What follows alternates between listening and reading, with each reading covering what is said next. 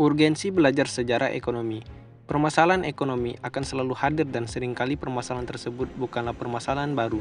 Permasalahan yang dihadapi saat ini mungkin saja sudah pernah terjadi di masa lalu, hanya beda tempat dan waktu. Oleh karenanya, kita perlu belajar bagaimana para ilmuwan terdahulu dalam menyelesaikan masalah tersebut. Overview Great Gap, sejarah pemikiran ekonomi Barat versus Islam. Joseph Schumpeter mengenalkan istilah Great Gap dalam perkembangan pemikiran ekonomi. Ada kekosongan pemikiran ekonomi selama lebih dari 5 abad. Setelah peradaban Yunani, tidak ditemukan adanya pemikiran ekonomi hingga pada masa Santo Thomas Aquinas 1225–1274 Masehi.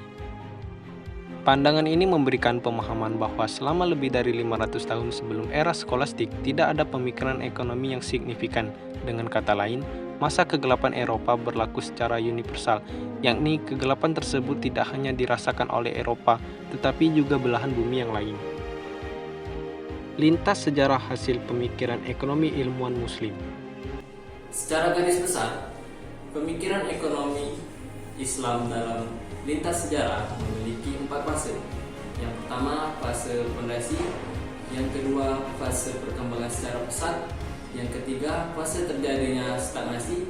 Dan yang keempat, fase kebangkitan. Untuk lebih jelasnya, simak video selanjutnya. Fase pertama pemikiran ekonomi Islam. Fase pertama yakni masa fondasi. Fase ini dimulai dari awal sejarah Islam hingga tahun 450 Hijriah atau 1058 Masehi. Ekonomi masih dibahas oleh para ahli fikih, filsuf, dan juga para sufi. Lahirnya ekonomi Islam diawali pada masa Rasulullah SAW. Rasulullah SAW mewariskan 2 pondasi utama ajaran Islam, Al-Quran dan Sunnah. 2 hal tersebut merupakan sumber hukum agama Islam, panduan bagi para produsen dan konsumen dalam berperilaku. Peninggalan Rasulullah SAW 632 Masehi atau 11 Hijriah. Umat Islam dipimpin oleh sejumlah sahabat yang disebut dengan Khulafaur Rasyidin 632–661 Masehi.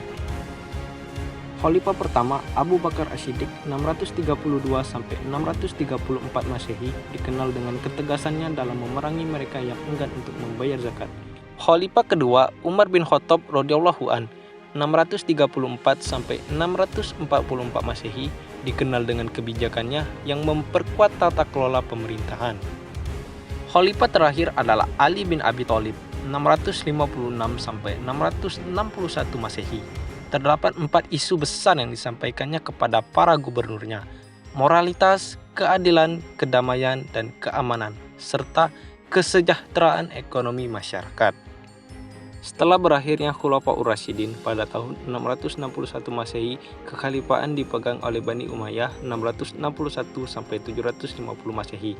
Kemudian Bani Abbasiyah 750–1000 Masehi, di mana pemilihan kepala negara khalifah bukan didasarkan pada hasil syuro, tetapi lebih kepada dinasti keluarga.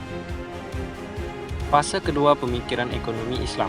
Pada fase ini, pemikiran ekonomi Islam berkembang secara pesat, dimulai dari tahun 1058 Masehi hingga tahun 1446 Masehi.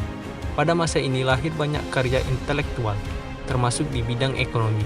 Di antara tokoh tersebut adalah Al-Raghib Al-Asfahani 502 Hijriah sampai 1108 Masehi, Abu Hamid Al-Ghazali 450 sampai 505 Hijriah atau 1058 sampai 1111 Masehi, Jafar al-Dimashqi late 12 tahun sentri, Ibnu Taimiyah 1263 sampai 1328 Masehi, Ibnu al-Ukhwa 1329 Masehi, Ibnu Khaldun 1332 sampai 1406 Masehi, Al-Markizi 1442 Masehi.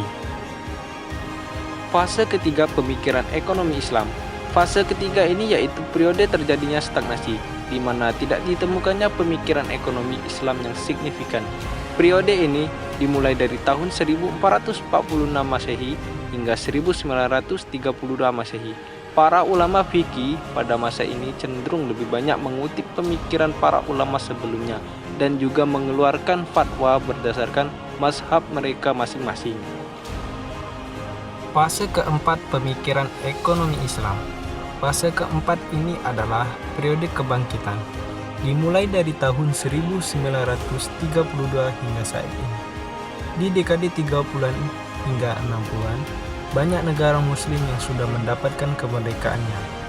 Islahi 2008 menyebut periode kuartal kedua abad ke-20 dengan periode take-off, yakni mulai muncul berbagai karya pemikiran tentang permasalahan-permasalahan ekonomi dari perspektif Islam. Pada periode ini, institusi ekonomi modern seperti perbankan, asuransi, pasar modal, sistem perpajakan, dan lainnya menjadi sorotan terkait kepatuhannya terhadap nilai-nilai Islam. Pada dekade 60-an dan 70-an, sejumlah cendekiawan muslim mempublikasikan analisisnya tentang konsumsi, produksi, bagi hasil, zakat, dan dampak penghapusan bunga bagi perekonomian. Di antara tokoh utama ekonomi Islam di fase ini adalah Abu Ala al-Maududi, Umar Chapra, Najatullah Asy-Syidik, Bakir As-Sadar, dan lainnya. Saya Noval Pareza, pamit undur diri. Hidup kesepian tanpa kekasih. Sekian, terima kasih.